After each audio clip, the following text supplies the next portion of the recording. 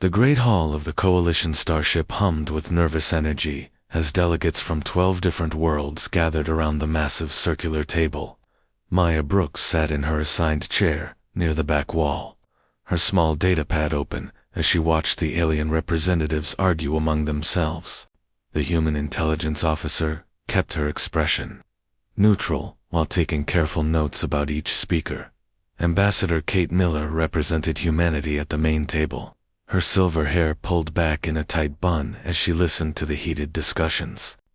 The older woman had decades of diplomatic experience, but even she seemed frustrated by the tone of this emergency session.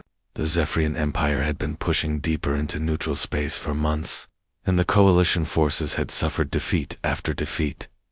High Counselor Velthar from the Altarian Republic stood up from his crystal chair, his blue-scaled hands gesturing dramatically as he spoke. The tall reptilian alien looked down at the other delegates with obvious disdain in his large yellow eyes. His voice carried the arrogant tone that Maya had come to expect from the Altarian leadership during these meetings. Once again we discuss strategy while our enemies advance unchecked, Velthar announced to the assembly. The Zephyrians have taken 3 more systems this month alone. We need warriors who understand the true cost of battle, not species who retreat at the first sign of real combat. Warsinger Tessara, of the Draconian clans, nodded her massive head in agreement. The dragon-like alien stood nearly 3 meters tall, her red scales gleaming under the chamber lights. Ancient scars covered her arms and face, marks of honor, from countless battles throughout her long military career. When she spoke, her deep voice rumbled through the hall like distant thunder. The Draconians have fought for over 1,000,000 years, Tessara declared proudly. We know what sacrifice means. In the Battle of the 7 Suns alone, we lost 50,000 brave warriors. That is the price of victory against a determined enemy. Several other delegates murmured their agreement and began sharing their own military histories. The insectoid representative from the Hive Collective clicked his mandibles as he spoke about losing entire swarms in ancient conflicts. The crystalline beings from the Resonance Union chimed in harmonic tones about battles that had shattered whole planets centuries ago. Maya continued taking notes while the aliens compared their military achievements. She noticed how each species seemed to treat warfare like a competition, measuring their worth by the number of casualties they had suffered. The pattern reminded her of old soldiers telling war stories, except these beings had lived for hundreds or thousands of years. Ambassador Miller tried several times to contribute to the discussion, but the alien delegates barely acknowledged her presence. When she mentioned human tactical suggestions, Velthar waved a dismissive hand and changed the subject. The Altarian counselor seemed to view humans as newcomers who had no business discussing serious military matters. Perhaps the humans could handle evacuation duties, Velthar suggested with barely concealed contempt. Leave the actual fighting to species with proper military traditions. How many battles has your kind actually fought since joining our coalition? The question hung in the air like a challenge. Maya watched as several alien heads turned toward Ambassador Miller, waiting for her response. The human diplomat straightened in her chair, clearly trying to maintain her professional composure, despite the obvious insult. Humanity has contributed significantly to coalition defense efforts, Miller replied carefully. Our medical technology has saved thousands of lives, and our tactical innovations have improved fleet coordination across multiple sectors. Tessara snorted, a sound like steam escaping from a pressure valve. Medical technology and coordination, she repeated mockingly. War is about courage in the face of death, not hiding behind support systems. Tell us about your great battles, human. How many of your warriors have died for honor? Maya felt her jaw tighten slightly, but she kept her expression neutral. She had access to historical databases that most of these aliens had never bothered to examine. The Coalition records about human military history were incomplete at best, focusing mainly on recent peacekeeping missions rather than Earth's violent past. The Photonic Collective's representative, a being of pure energy contained within a crystalline shell pulsed with different colors as it spoke. Our people have sacrificed entire light cycles to preserve galactic peace. We have witnessed the birth and death of stars in our struggles against chaos. Even the smaller species joined in the discussion. The furry mammals from the Verdant Alliance spoke about losing hundreds of thousands in territorial disputes. The aquatic delegates from the Deep Current Federation described underwater battles that had lasted for decades. Each species seemed determined to prove their military superiority by citing larger and larger casualty numbers. Maya realized they were essentially bragging about how many of their own people had died in various conflicts. The concept struck her as both tragic and absurd.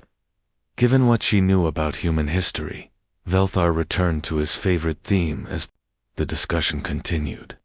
The Altarian Republic has fought 17 major wars over the past 10,000 years, he boasted. We have lost millions of citizens defending the principles of civilization. Can any species here match that level of sacrifice? Several delegates shook their heads or made negative sounds in their native languages. Tissera grudgingly admitted that draconian casualties over their much longer history numbered in the hundreds of thousands rather than millions. The other species cited numbers that seemed impressive by their own standards, but paled in comparison to Altarian losses. What about the humans? Velthor asked suddenly, his yellow eyes focusing on Ambassador Miller with predatory intensity. How many of your people have died for the greater good? How many casualties has your species suffered in your brief military history? Maya watched as Miller hesitated before answering. The ambassador clearly knew better than to cite specific numbers without proper context, but the question demanded some kind of response. The entire assembly hall fell silent, waiting to hear what humanity could contribute to this morbid competition. Human military history is more complex than simple casualty figures, Miller began diplomatically. Our conflicts have taught us the importance of minimizing losses while achieving strategic objectives. The answer clearly disappointed the alien delegates. Several made dismissive sounds, while Velthor actually laughed out loud. His amusement seemed genuine, as if he had just heard a particularly amusing joke from a child who did not understand adult concepts. Minimizing losses, Velthar repeated with obvious mockery. How refreshingly naive. War requires sacrifice. Human real warriors understand that victory demands blood. Your species obviously lacks the stomach for serious conflict. Maya felt something cold settle in her chest as she listened to the continued insults. She looked down at her datapad, where she had been cross-referencing coalition historical records with her own knowledge of human military history. The discrepancies were even larger than she had initially suspected. The meeting continued for another hour as delegates discussed various tactical options for dealing with the Zephyrian advance. Maya noticed that human suggestions were consistently ignored or dismissed, while even the most impractical alien proposals received serious consideration. The pattern revealed deep-seated prejudices that went beyond simple military traditions. As the session finally ended, Maya approached Ambassador Miller near the main table. The older woman looked tired and frustrated, her diplomatic mask slipping slightly now that most of the aliens had left the chamber. Maya, I need you to prepare a full briefing on human fleet capabilities, Miller said quietly. These attitudes are becoming dangerous. If they continue to sideline our forces, the coalition is going to lose this war. Maya nodded and made a note on her datapad. Ambassador, I would like to request access to the central database archives. There are some historical records I need to verify for my intelligence reports. Miller looked at her curiously but nodded. Approval. Whatever you need. We have to find a way to make them take us seriously before it's too late. As Maya left the assembly hall, she could still hear alien voices in the corridor discussing human inadequacy. Their casual dismissal of her species made her more determined than ever to complete her research. The coalition delegates were about to learn some very uncomfortable truths about human military capability. 3 days passed since the first emergency session, and the situation had grown much worse. Maya Brooks worked late into the ship's night cycle, her small workspace illuminated only by the glow of multiple data screens. The Coalition database contained thousands of years of military records from dozens of species, but finding accurate information about human conflicts required careful cross-referencing. The official records listed human wars under internal species conflicts rather than proper military engagements. Maya discovered that Coalition historians had categorized most of Earth's battles as primitive tribal disputes, not worthy of serious military analysis. The massive scope of human warfare had been systematically downplayed or ignored entirely. Captain Lisa Wong's fleet had successfully evacuated 2 million civilians from the outer colonies before Zephyrian forces arrived. Maya read the after-action reports with growing frustration as she saw how the alien commanders had interpreted the mission. Instead of recognizing the tactical brilliance of moving such a large population without losing a single transport, they focused only on the fact that human forces had withdrawn. Warsinger Tissera had filed a particularly damning assessment of human military capability. She described the evacuation as typical human cowardice, and recommended that Coalition leadership assign humans to non-combat roles only. The Draconian commander seemed genuinely convinced that humans lacked the warrior spirit necessary for real military operations. Maya pulled up the personnel files for the human officers involved in the evacuation. Captain Wang had served in 3 different planetary conflicts before joining the Coalition fleet. Her tactical record showed consistent success in protecting civilian populations while maintaining military objectives. The alien reviewers had completely missed her previous combat experience. Dr. Rachel Stone arrived at Maya's workspace carrying 2 cups of coffee and a tired expression. The chief medical officer had spent the past 3 days trying to convince Coalition leadership to accept her new trauma treatment protocols. Her research could potentially save thousands of lives during the coming battles. But the alien medical boards kept rejecting her proposals. "Any luck with the historical research?"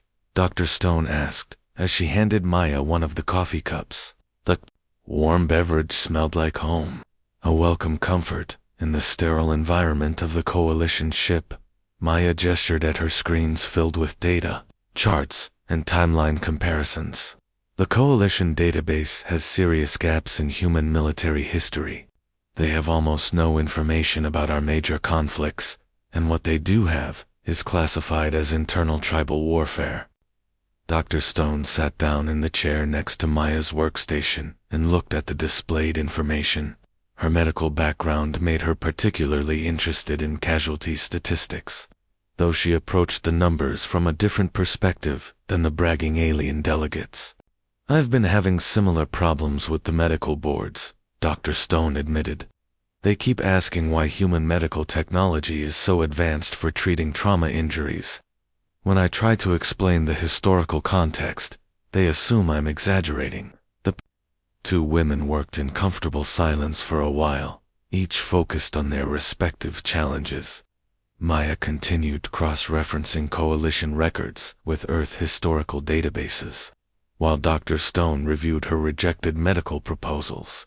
Both officers understood that they were fighting against deeply ingrained prejudices, rather than simple misunderstandings. The ship's communication system activated with an urgent priority message.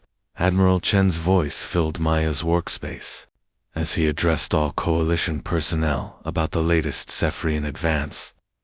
The enemy had broken through defensive lines at the Kepler Junction, putting 3 major worlds at immediate risk.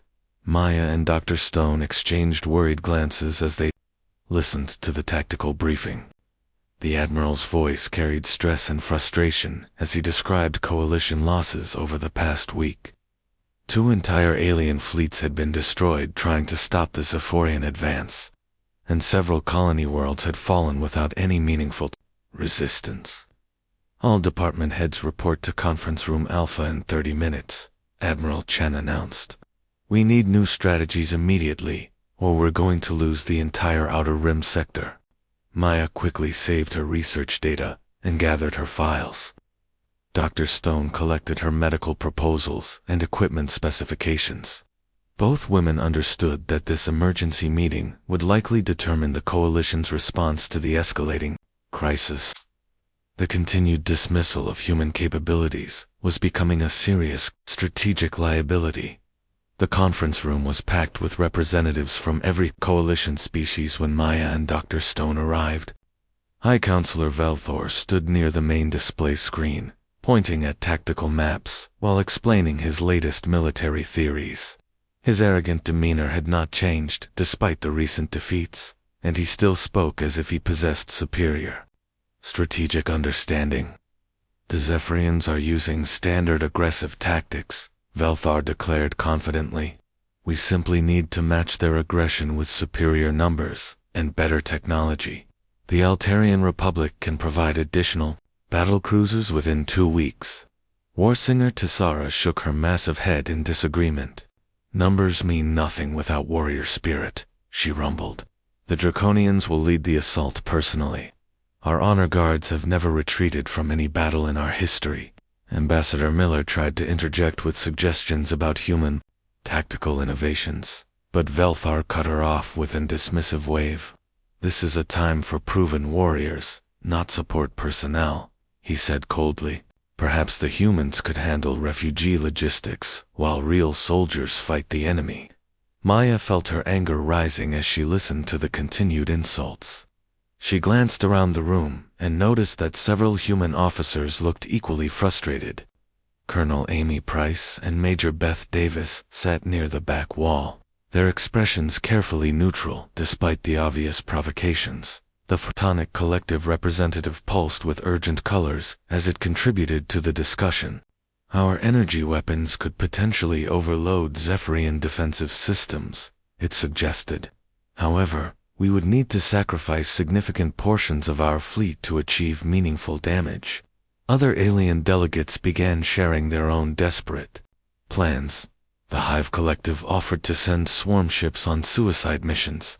The crystalline beings proposed shattering several moons to create debris fields. Every suggestion involved massive casualties and questionable strategic value, but the aliens treated these ideas as serious military options. Maya watched Ambassador Miller struggle to maintain diplomatic composure as the meeting continued.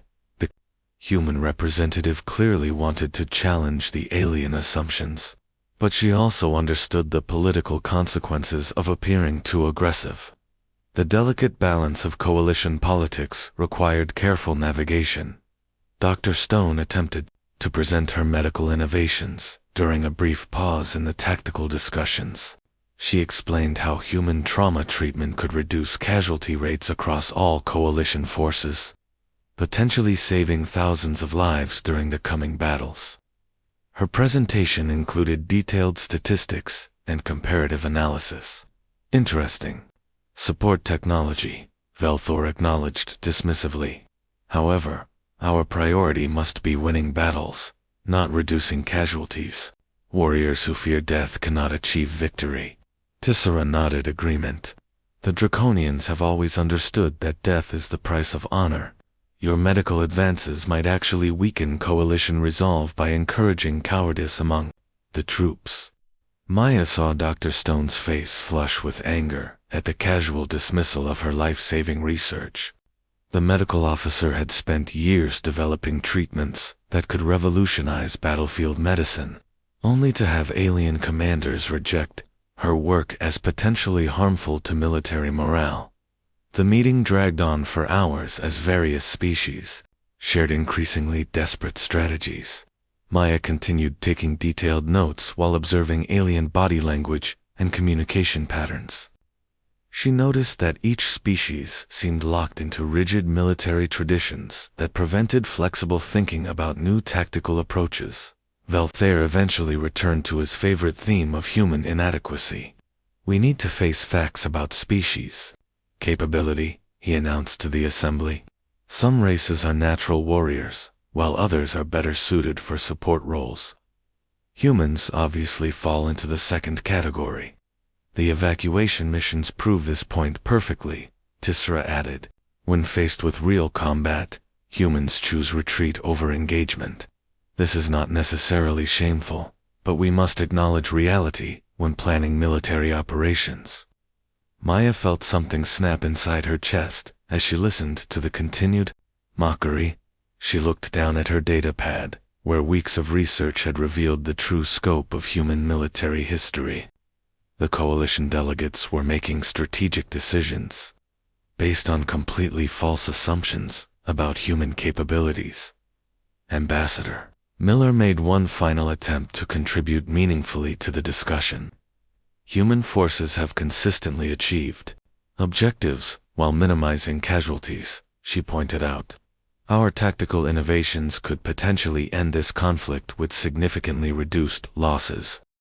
Velthor laughed openly at the suggestion. Minimizing casualties, he repeated mockingly. You keep returning to this naive concept. Real warfare requires sacrifice. Until humans understand this basic truth, they cannot contribute to serious military planning. As the meeting finally ended without any meaningful progress, Maya approached Ambassador Miller near the conference table. The older woman looked exhausted and defeated by the continued dismissal of human contributions. Her diplomatic mask had slipped completely, revealing the frustration beneath. Maya, we need to find a way to break through these prejudices, Miller said quietly. If this continues, the coalition is going to lose the war through sheer stubborn ignorance. Maya nodded slowly, her mind racing with possibilities. Ambassador, I think it's time to show them exactly what human military capability actually looks like. My research has uncovered some very interesting historical data. Miller looked at her curiously. What kind of data? The kind that might change their entire perspective on human warfare, Maya replied carefully. I just need a little more time to verify the final numbers.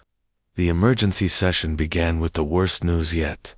Admiral Chen stood at the front of the packed assembly hall, his face grim as he delivered the latest intelligence reports.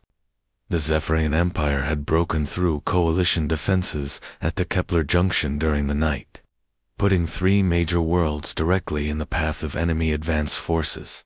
Maya Brooks sat in her usual position near the back wall, her datapad filled with completed research files. She had spent the past week cross-referencing historical databases and verifying casualty statistics from human conflicts. The numbers she had compiled would shock the alien delegates, but she waited for the right moment to present her findings.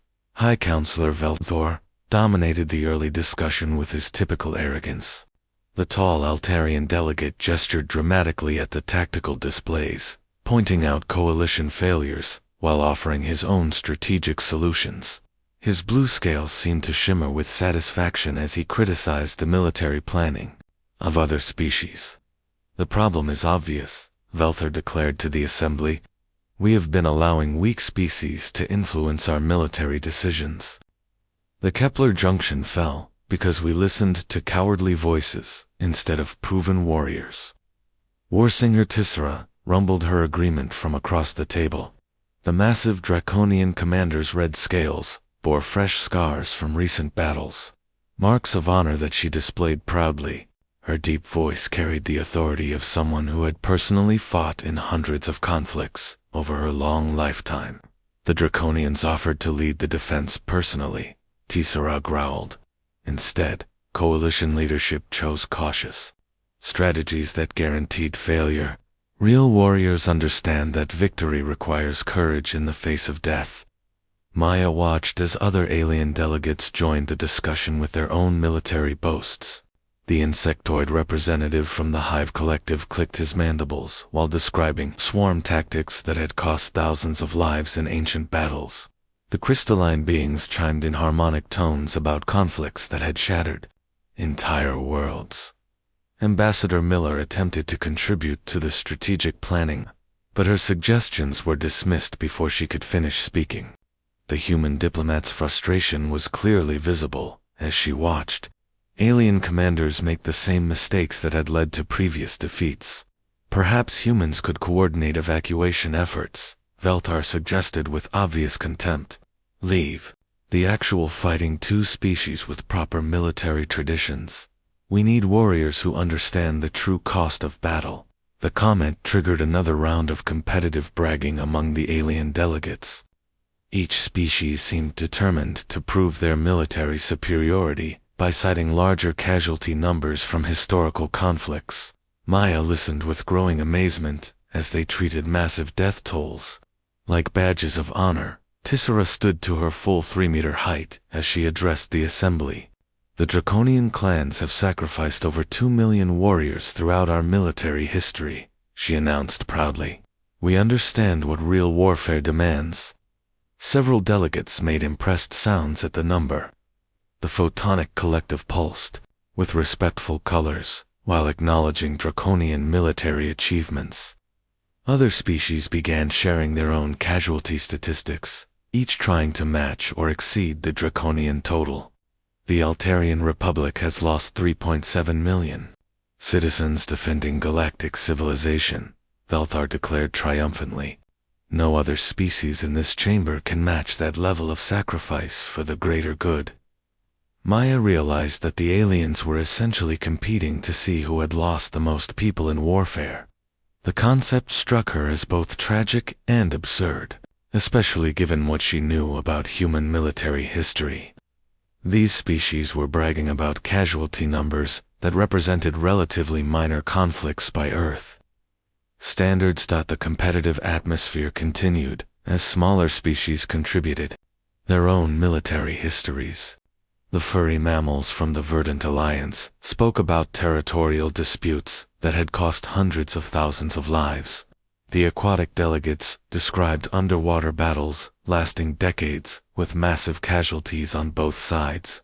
Even the peaceful species have made sacrifices, the Resonance Union representative chimed melodically. Our crystalline cities have been shattered in defense of harmonic principles. Millions of our people chose death rather than submit to chaos. Maya felt a cold anger building in her chest as she listened to the continued mockery of human military capability. These aliens clearly believed that humans were too weak and inexperienced for serious warfare. Their assumptions were about to receive a very unpleasant correction. Ambassador Miller made one final attempt to contribute meaningfully to the discussion. Human tactical innovations could potentially minimize coalition casualties while achieving strategic objectives, she suggested diplomatically. Velthor actually laughed out loud at the proposal. There you go again with minimizing casualties, he said mockingly. Your species obviously does not understand the realities of warfare. How can you contribute to military planning when you have never experienced real sacrifice? Exactly, Tissa agreed with a dismissive snort. The humans evacuated some civilians and call it a military victory. Real warriors measure success by enemy dead, not by how many of their own people they managed to save. The assembly hall fell silent as delegates turned their attention toward the human representatives. Maya could feel the weight of alien eyes focusing on Ambassador Miller, waiting to hear what humanity could contribute to this morbid competition of casualty statistics. Tell us about human military sacrifice, Velthor demanded with predatory satisfaction. How many of your people have died for the greater good? How many casualties has your brief military history produced? Ambassador Miller hesitated before answering, clearly aware that simple numbers without context would be meaningless or misleading. Maya watched the older woman struggle with the impossible task of explaining human warfare to beings who had no frame of reference for Earth's violent history. Human military conflicts have been numerous and complex, Miller began carefully. Our strategic focus has always been on achieving objectives, while preserving as many lives as possible. The answer clearly disappointed the alien delegates. Several made dismissive sounds, while others exchanged glances that suggested they had expected exactly this kind of weak response.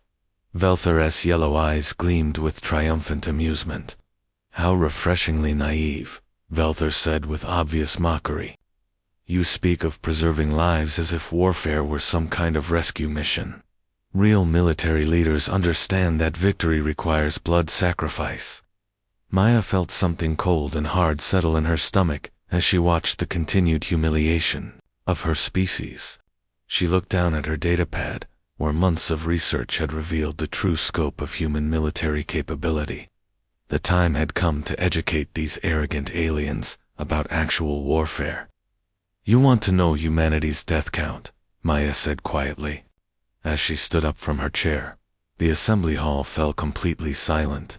Maya had never spoken during these meetings before, and her sudden intervention caught everyone by surprise. She walked slowly toward the main holographic display, her datapad connected to the central computer system through her security clearance. "You want to know how many humans have died in warfare?" Maya continued in the same quiet voice. "I have been researching our military history for the past several weeks. The numbers might surprise you." Ambassador Miller looked at her with a mixture of curiosity and concern. The alien delegates focused their attention on the small human officer, who had spent weeks sitting silently in the corner, taking notes.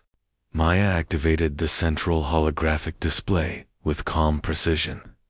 "Let me start with our recent conflicts," Maya announced as data began flowing across the screens. "The First World War lasted from 1914 to 1918. Total casualties were between 15 and 20 million dead." Several aliens made confused sounds at the numbers. Maya continued without pause, her voice remaining calm and professional as she worked through human military history with methodical precision. "The Second World War ran from 1939 to 1945, Maya continued. Total casualties were between 70 and 85 million dead. That includes military personnel and civilian populations." The assembly hall remained eerily quiet as Maya's presentation continued. She displayed detailed charts showing casualty breakdowns by country and conflict type. The numbers kept climbing steadily as she worked through the 20th century chronologically. The Korean War, Vietnam conflict, various regional disputes, Maya listed systematically. Each war produced casualty figures that would be considered significant by galactic standards. Velthor found his voice first, though his usual arrogance had been replaced by obvious confusion. "These numbers seem rather large for a single planet," he said uncertainly. "Are you perhaps including multiple worlds in your calculations?" Maya turned to face the Altarian delegate directly. Her expression remained neutral, but her voice carried an edge that had not been there before. "These are Earth casualties only," she replied calmly. "And this covers roughly 2 centuries of a single planet's military history, before we ever reached the stars," Maya added quietly. Stunned silence filled the assembly hall as Maya Brooks continued her methodical presentation. The holographic display showed Earth's bloody history in stark detail, with casualty statistics that dwarfed anything the alien delegates had imagined possible. Maya's calm voice cut through the quiet like a blade. "Those were just our modern conflicts," Maya continued as she manipulated the display controls. "Let me show you human military history in proper context." The data streams shifted to display earlier time periods, working backward through centuries of warfare and destruction.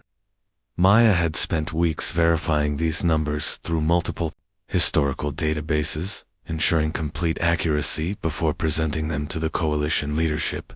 The Napoleonic Wars from 1803 to 1815 killed approximately 6 million people, Maya announced. The 30 Years' War in Europe resulted in 8 million deaths between 1618 and 1648. The Chinese Civil War produced 20 million casualties. High Counselor Velthor's blue scales had lost their shimmer as he stared at the mounting numbers. His yellow eyes tracked the data flowing across the screens with growing disbelief. The arrogant Altarian delegate seemed unable to process. Casualty figures that exceeded his entire species' military history. War singer Tissera remained motionless in her chair, her massive frame rigid with shock. The proud draconian commander had boasted about 2 million warriors lost over her species' entire military evolution. Maya's presentation had already exceeded that number several times over, and she was still working through relatively recent human conflicts. The American Civil War lasted only 4 years but killed over 600,000 people, Maya continued, without emotion. The Russian Revolution and subsequent civil wars produced approximately 15 million deaths between 1917 and 1922. Maya paused to let the numbers sink in before moving to older historical periods. She noticed that several alien delegates were frantically taking notes, trying to verify her claims through their own database access. Their expressions suggested they were finding confirmation of her statistics. Now, let me show you conflicts from earlier periods, Maya announced as the display shifted again. The Mongol conquests between 1206 and 1368 resulted in approximately 40 million deaths across multiple continents. The assembly hall erupted in shocked murmurs as delegates began to understand the true scope of human warfare. Maya watched their reactions with detached interest while continuing her presentation. These aliens had spent the past week mocking human military capability, and now they were learning the reality. The An Lashan rebellion in ancient China killed 36 million people between 755 and 763, Maya stated calmly. The Taiping Rebellion from 1850 to 1864 produced 20 million casualties. The conquest of the Americas resulted in approximately 50 million indigenous deaths. Velther found his voice, though his usual confidence had completely evaporated. These numbers seem impossible, he said weakly. How could a single planet sustain such massive casualties and continue functioning? Maya turned to face the Altarian delegate with an expression that might have been pity. You are thinking like someone whose species fights wars across multiple star systems over thousands of years, she replied. Humans learned to fight each other on one world, with limited resources. We got very good at it, Maya added quietly. The implications of her statement seemed to hit the alien delegates like a physical blow. Maya watched as they began to understand that human warfare had been concentrated and intense rather than spread across vast territories and time. Earth had been a pressure cooker of military evolution. But surely these were isolated incidents. Tissera rumbled uncertainly. Your species must have had long periods of peace between major conflicts. Maya actually smiled at the question, though the expression held no warmth. Would you like to see the frequency analysis? She asked, as she called up another dataset. Human major conflicts by century, showing temporal distribution and casualty trends. The new display revealed the shocking truth about human military activity. Instead of isolated wars separated by peaceful centuries, the data showed nearly constant warfare across all time periods. Maya had color-coded the information to show overlapping conflicts and regional variations. As you can see, humans have rarely experienced what other species would consider extended peace, Maya explained. We have been fighting continuously for our entire recorded history, often conducting multiple wars simultaneously. The photonic collective representative pulsed with confused colors as it attempted to process the information. Your species was conducting warfare on multiple fronts continuously, it asked in harmonic tones. How did your civilization advance under such conditions? Warfare drove our advancement, Maya replied matter-of-factly. Medical technology advanced to treat massive battlefield injuries. Engineering developed to build better weapons and defenses. Logistics evolved to supply armies across vast distances. Maya manipulated the display to show technological progression alongside military conflicts. The correlation was unmistakable, with major innovations directly tied to military necessities. Human advancement had been forged in the crucible of constant warfare. Your medical advances, Dr. Rachel Stone said suddenly, from her position near the back wall. The human medical officer had been watching the presentation with growing understanding. That is why our trauma treatment protocols seem so advanced to coalition medical boards. Exactly, Maya confirmed. Human medicine developed to handle massive casualties under battlefield conditions. Dr. Stone's innovations seem miraculous to species that have never treated trauma on that scale. The alien delegates began exchanging worried glances as they realized the implications. Captain Lisa Wang's evacuation of 2 million civilians suddenly looked less like cowardice and more like routine military competence. Human tactical suggestions carried new weight. When viewed through this historical context, Maya continued working backward through human history, revealing the true scope of Earth's violent past. The Black Death had killed between 7 and 200 million people in the 14th century. Various famines and plagues had claimed millions more throughout different time periods. These were not all military casualties, Velthar objected weakly. Disease and famine are different from warfare, are they? Maya asked coolly. When armies deliberately spread disease, as biological warfare, when sieges create famines to starve. Enemy populations, when military campaigns deliberately target civilian food supplies.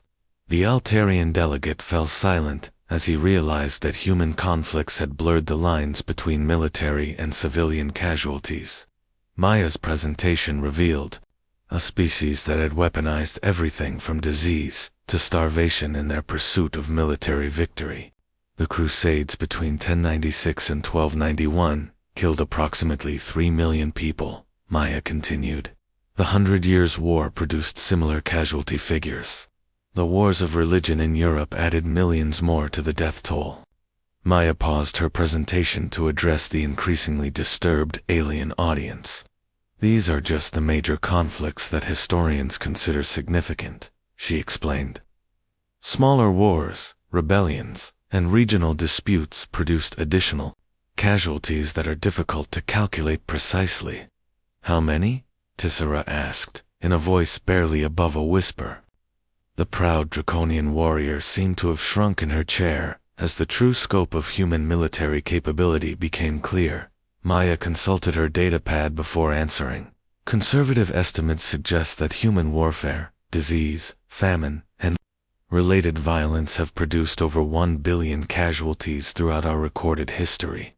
The assembly hall fell completely silent. Even the background hum of the ship's systems seemed muted in the face of such staggering numbers. Maya watched as alien delegates struggled to process casualty figures that exceeded their wildest imaginations. 1 billion, Veltha repeated numbly.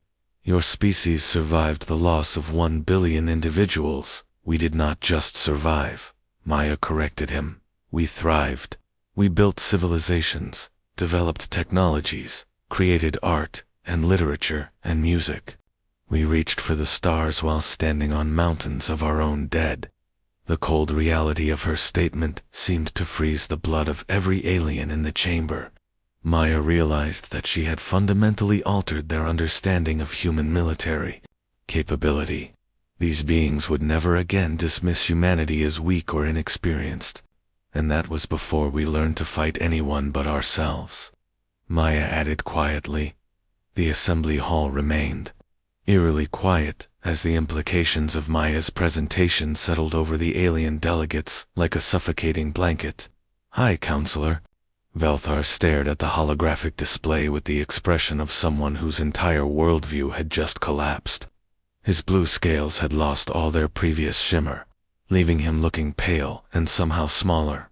Orsinger, Tissera broke the silence first, her deep voice barely above a whisper. Your species survived this, she asked in disbelief. How does any civilization endure such massive losses and continue to function? Maya Brooks maintained her calm expression as she prepared for the final phase of her presentation.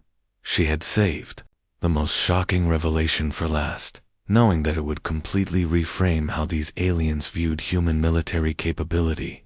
Her fingers moved across the control interface with steady precision. "You are still thinking about this incorrectly," Maya replied, as new data streams appeared on the display. "You see large casualty numbers and assume weakness, but you need to understand what these statistics actually represent." The screen shifted to show comparative analysis between human conflicts and alien military history. Maya had spent days creating these visualizations to demonstrate the fundamental differences in how their species approached warfare. The results were staggering, even by her own standards. The Altarian Republic lost 3.7 million citizens over 10,000 years of galactic warfare, Maya stated, as she highlighted Velthar's earlier boast. That represents approximately 370 casualties per year, across your entire civilization. Velthar nodded weakly, unsure where Maya was leading but already sensing that his previous confidence had been misplaced.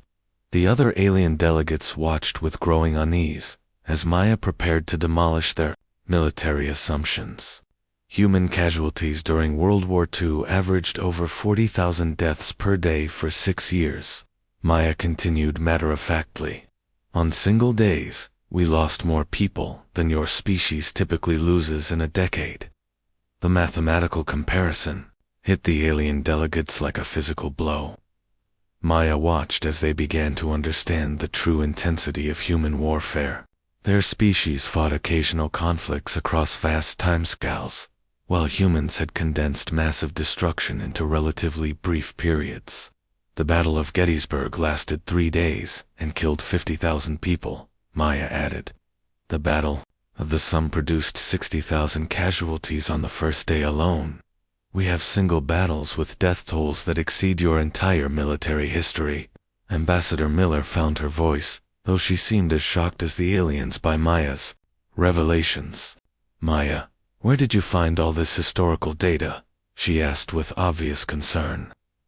"Coalition databases contain extensive human historical records," Maya replied.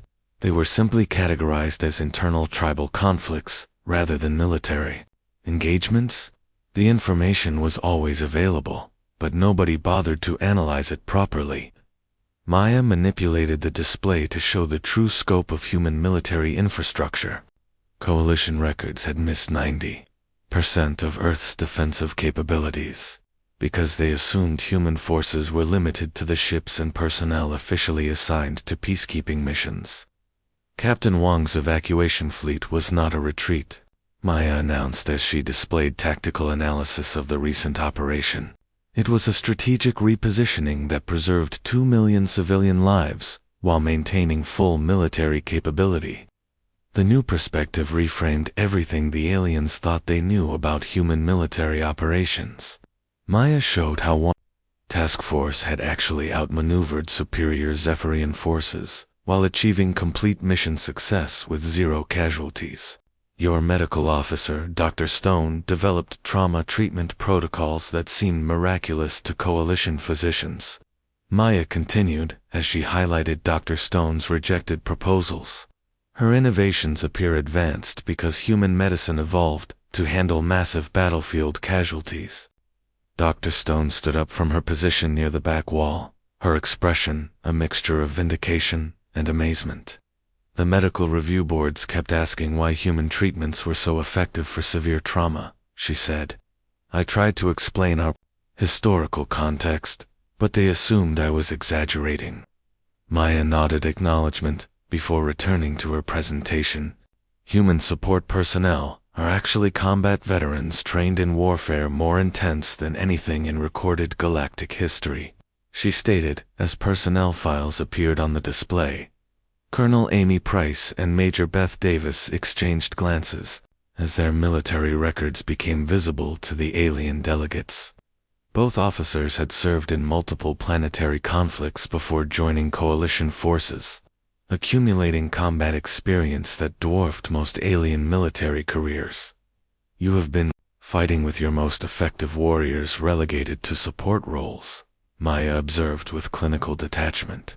"Human tactical innovations have been dismissed because you assumed we lacked military experience." Veltor finally found his voice though his usual arrogance had been completely replaced by genuine fear. "If humans are capable of such destruction," he asked shakily, "why have you not conquered the galaxy?" Maya turned to face the Altarian delegate with an expression that might have been amusement. "Because we learned something from our history that your species apparently have not," she replied calmly. "Which is?" Tessera demanded, her massive frame leaning forward with desperate intensity. "That warfare is a tool, not an end in itself," Maya answered. "We fought each other for thousands of years before we learned to fight together. The Coalition represents everything humans spent millennia trying to achieve." Ambassador Miller stepped forward to address the stunned alien delegates. "We joined the Coalition because we believe in its principles," she said firmly.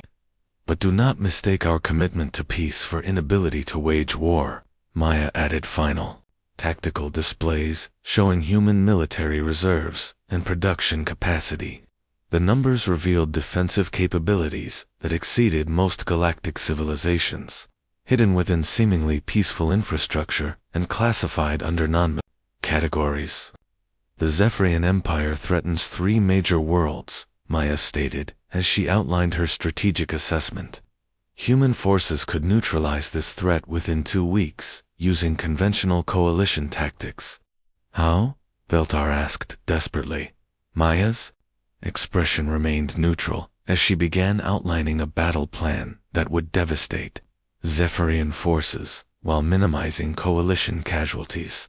Her strategy drew on thousands of years of human tactical evolution, incorporating lessons learned from Earth's bloodiest conflicts. Zephyrian commanders expect aggressive frontal assaults because that is how galactic species traditionally fight, Maya explained. They are unprepared for human approaches to warfare. The alien delegates listened with growing amazement as Maya described tactical innovations that seemed impossibly sophisticated.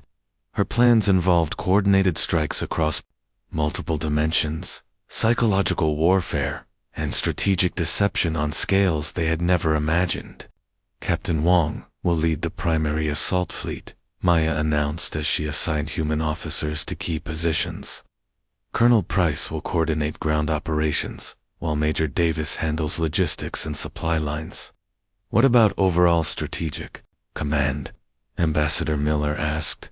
Maya turned to face the assembly with the first genuine smile she had shown during the entire presentation. "I will coordinate intelligence and tactical planning," she replied calmly, "unless anyone objects to following orders from the quiet girl in the corner." Velthar actually laughed, though the sound held more hysteria than humor. "Object," he repeated shakily. "After everything you have shown us, who would be insane enough to object?" Warsinger Tissera stood slowly to her full 3-meter height. The proud draconian warrior looked directly at Maya with something that might have been respect, mixed with healthy fear. "The draconian clans formally request human tactical leadership for all coalition military operations." Other alien delegates quickly voiced their agreement. The competitive atmosphere had completely evaporated, replaced by desperate hope that human military expertise might actually save them from the Zephyrian advance. Maya nodded acknowledgement as she began implementing her strategic plans. "Admiral Chen, please prepare all coalition fleets for immediate deployment," she ordered with calm authority. "The Zephyrians are about to learn what human warfare actually looks like." The assembly hall buzzed with urgent activity as delegates rushed to implement Maya's tactical directives. For the first time since the crisis began, the coalition forces moved with unified purpose under competent leadership. Maya remained at the central display, quietly coordinating battle plans that would end the Zephyrian threat while minimizing coalition casualties. The aliens who had mocked humanity's death count were now following orders from the quiet girl, who had revealed the true scope of human military capability. In the depths of space, Zephyrian scouts reported massive coalition fleet movements approaching their positions. The enemy commanders prepared for another conventional battle, unaware they were about to face warriors forged in the crucible of Earth's violent history. Maya, Brooks stood in the command center, her calm voice directing forces across multiple star systems while alien allies executed her orders without question. The quiet intelligence officer had become the architect of humanity's first galactic military campaign, drawing on millennia of tactical evolution to protect the coalition. She had sworn to serve.